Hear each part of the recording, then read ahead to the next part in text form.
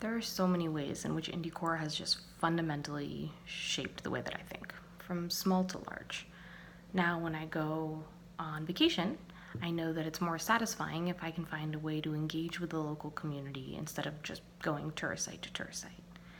To the larger stuff.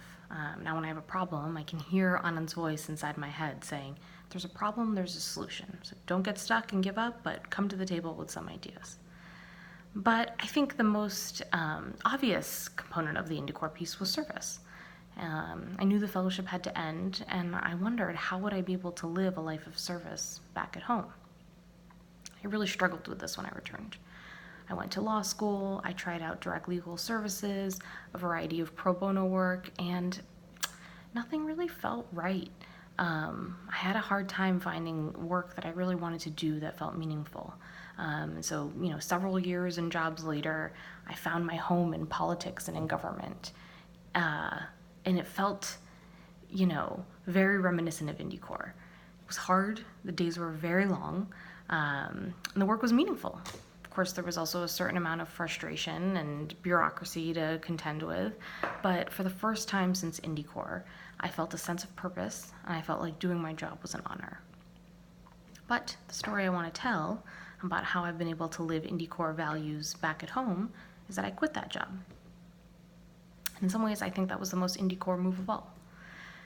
So I worked for Democrats in the House of Representatives, and I had a baby in November of 2018, just as the Democrats retook control of the House, which meant that I returned from maternity leave to a much more intense and more impactful job.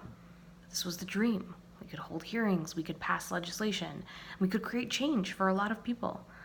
But I also had a 4-month-old, and I was exhausted, and I wanted to be with my baby.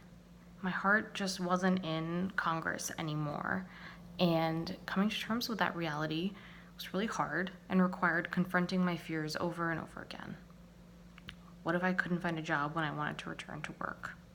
What if it was a big mistake to throw away the professional opportunity of being in the majority in Congress? What if I hated being at home with the baby? What if I was bad at it? What if he would be getting more from being at daycare?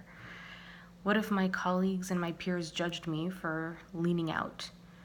How would it feel to scale down our life and try to live more simply? Upon reflection, I realized that the lesson of Indicorps for me was service, yes, but even more fundamentally, it was learning how to face my fears. And what was the fellowship, after all, if not a daily, sometimes hourly experience of pushing myself to do things that I was scared to do?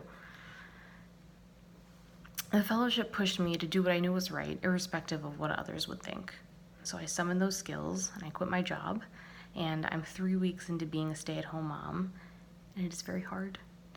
I'm outside my comfort zone, and I'm struggling to find my footing, but through that challenge, I feel like I'm growing, and that this is the challenge that I wanted to be taking on right now.